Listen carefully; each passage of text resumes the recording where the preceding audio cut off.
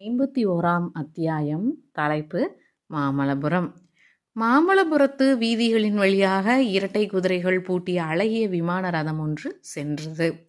குதிரைகளின் அலங்காரங்களும் ரதத்தின் வேலைப்பாடுகளும் பொன் தகடு வேய்ந்து மாலை வெயிலில் மற்றொரு சூரியனைப் போல் பிரகாசித்த ரதத்தின் மேல் விதானமும் அதில் இருந்தவர்கள் அரச குலத்தினராகத்தான் இருக்க வேண்டும் என்பதை உணர்த்தின. ஆம், அந்த பொன் ரதத்தின் விசாலமான உட்புறத்தில் அரசகுலத்தினர் 3 அமர்ந்திருந்தார்கள். அவர்களில் ஒருவன்தான் வீராதி வீரனும் சுந்தர சோழரின் மூத்த குமாரனுமான ஆதித்த கரிகாலன். மிக இளம் வயதிலேயே இவன் போர்க்களத்துக்கு சென்று செயற்கரும் வீரச் செயல்களை புரிந்தான். மதுரை வீரபாண்டியனை இறுதி போரில் கொன்று வீரபாண்டியன் தலை கொண்ட கோப்பர கேசரி என்ற பட்ட பெயர் பெற்றான். வீரபாண்டியன் வீர சொர்க்கம் அடைந்த பாண்டிய நாடு சோழ சாம்ராஜ்யத்தின் கீழ் வந்ததுமே தான் சுந்தர சோழர் நோய்வாய்ப்பட்டார். ஆதித்த கரிகாலனே அடுத்த பட்டத்துக்கு உரியவன் என்பதை ஐயம் வர நிலைநாட்ட அவனுக்கு யுவராஜ்ய பட்டாபிஷேகம் செய்வித்தார். அது முதலாவது கல்வெட்டுகளில் தன் பெயரை பொறித்து சாசனம் அளிக்கும் உரிமையும் ஆதித்த கரிகாலன் பெற்றான். பின்னர் தொண்டை மண்டலத்தை இரட்டை மண்டலத்துக்கு கன்னர தேவனுடைய ஆதிக்கத்திலிருந்து முழுவதும் விடுவிக்கும் பொருட்டு ஆதித்த கரிகாலன் வடநாட்டுக்கு பிரயாணமானான். அங்கேயும் பல போர்க்களங்களில் செயற்கரும் வீர செயல்களை புரிந்தான். இரட்டை மண்டலத்து படைகளை வட பெண்ணைக்கு அடக்கே துரத்தி எடுத்தான்.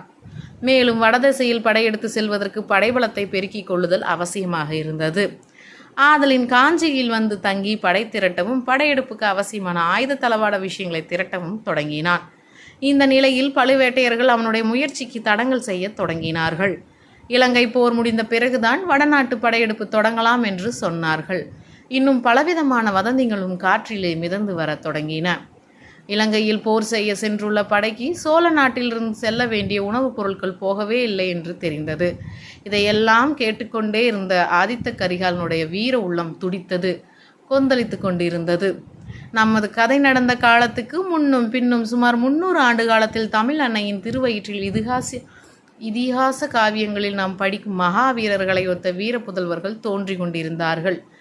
வீமனையும் அர்ஜுனையும் பீஷ்மரையும் துரோணரையும் கடோத்கஜனையும் அபிமன்யுவையும் ஒத்த வீரர்கள் தமிழகத்தில் அவதரித்தார்கள். உலகம் வியக்கும்படியான தீரச் செயல்களை புரிந்தார்கள். போரில் அடைந்த ஒவ்வொரு வெற்றியும் இவர்களுக்கு அழகு சேர்த்தன. வயது முதிர்ந்த கிழவர்கள் மலையை பெயர்த்தெடுக்கும் வலிமையும் பெற்றிருந்தார்கள்.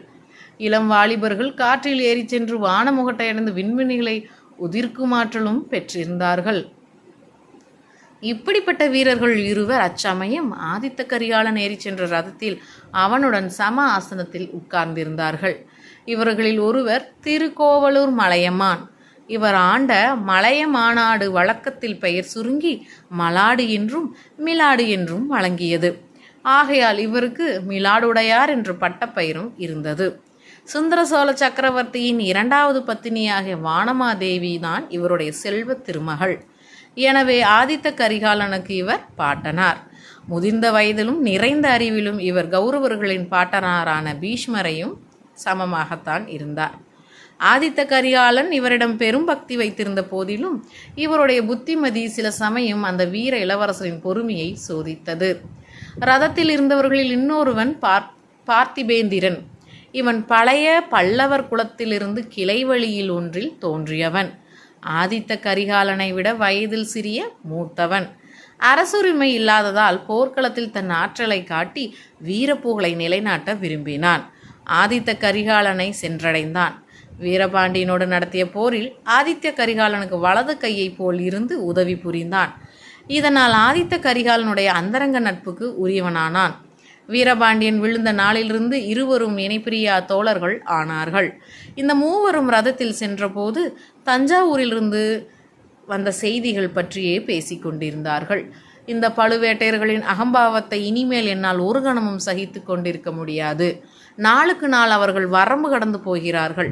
நான் அனுப்பிய தூதன் பேரில் ஒற்றன் என்ற குற்றம் சுமத்துவதற்கு இவர்களுக்கு என்ன அகந்தை இருக்க வேண்டும்? அவனை பிடித்து கொடுப்பவர்களுக்கு 1000 பொன் வெகுமதி கொடுப்பதாகவும் அறிவித்திருக்கிறார்கள். இதையெல்லாம் நான் எப்படி பொறுக்க முடியும்? என் உரையில் உள்ள வாள் அவமானத்தில் குன்றி போயிருக்கிறது. நீங்களோ பொறுமை உபதேசம் செய்கிறீர்களே என்றான் ஆதித்த கரிகாலன். பொறுமை உபதேசம் நான் செய்யவில்லை. ஆனால் இந்த மாதிரி முக்கியமான காரியத்துக்கு வந்தியத்தேவனை அனுப்ப வேண்டாம் என்று மட்டுமே அப்போதே சொன்னேன். அந்த பதற்றக்காரன் காரியத்தை கெடுத்து விடுவான் என்று எனக்கு தெரியும். வாளை வீசவும் வேலை எரியவும் மட்டும் தெரிந்திருந்தால் போதுமா? ராஜகாரியமாக தூது செல்கிறவனுக்கு புத்தி கூர்மை இருக்க வேண்டும் என்று கூறினார் பார்த்திபேந்திரன். இளவரசன் கரிகாலன் வந்தியத்தேவனிடம் காட்டிய அபிமானம் பார்த்திபேந்திரனுக்கு பிடிப்பதில்லை. எப்போதும் அவனை பற்றி ஏதாவது குறை சொல்லி கொண்டிருப்பான். அவன் செய்யும் எந்த காரியத்திலும் குற்றம் கண்டுபிடிப்பான். ஆகையால் இந்த சந்தர்ப்பத்திலும் அவ்வாறு குற்றம் சொன்னான். ஆரம்பித்து விட்டாயா உன் கதையை? வந்தியத்தேவன் பேரில் ஏதாவது சொல்லி கொண்டாவிட்டால் உனக்கு பொழுது போகாது. அவனுக்கு புத்தி கூர்மை இல்லாவிட்டால் வேறு யாருக்கு இருக்கிறது? எந்த விதத்திலாவது எப்படியாவது சக்கரவர்த்தியிடம் நேரில் ஓலை கொடுத்து விட வேண்டும் என்று நான் இட்ட கட்டளையை அவன் நிறைவேற்றி விட்டான். அதனால் பழுவேட்டையர்கள் கோபம் கொண்டிருக்கிறார்கள். இதில் வந்தியத்தேவனின் தவறு என்ன என்று ஆதித்த கரிகாலன் கேட்டான். தாங்கள் சொல்லி அனுப்பிய காரியத்தோடு அவன் நின்றிருக்க மாட்டான். வேறு வேண்டாத காரியங்களிலும் தலையிட்டிருப்பான் என்றான் பார்த்திபேந்திரன். நீ சற்று சும்மா இரு தாத்தா. ஏன் இப்படி மௌனமாக இருக்கிறீர்கள்? தங்களுடைய கருத்து என்ன? ஒரு பெரும் படை திரட்டை கொண்டு சென்று தஞ்சாவூரிலிருந்து சக்கரவர்த்தியை மீட்டு காஞ்சிக்கு அழைத்து வந்து விட்டால் என்ன? எத்தனை நாள் சக்கரவர்த்தி பழுவேட்டையர்கள் சிறையில் வைத்திருப்பது போல் வைத்திருப்பதை நாம் பார்த்து கொண்டிருப்பது? எத்தனை நாள் பழுவேட்டையர்களுக்கு பயந்து காலம் கழிப்பது என்று பொங்கினான் ஆதித்த கரிகாலன். தம் வாழ்நாளில் 66 போர்க்களங்களை கண்டு அனுபவம் பெற்றவரான திருக்கோவலூர் மலையமான் மிலாடுடையார் மறுமொழி சொல்வதற்காக தொண்டையை கனைத்து கொண்டார். இதற்குள் எதிரே கடல் அலைகள் தெரியவும், முதலில் இந்த ரதத்திலிருந்து இறங்குவோம் தம்பி, வழக்கமான இடத்தில் போய் உட்கார்ந்து பேசுவோம். எனக்கு வயதாகிவிட்டதல்லவா, ஓடுகிற ரதத்தில் பேசுவது எளிதாக இல்லை என்றார்.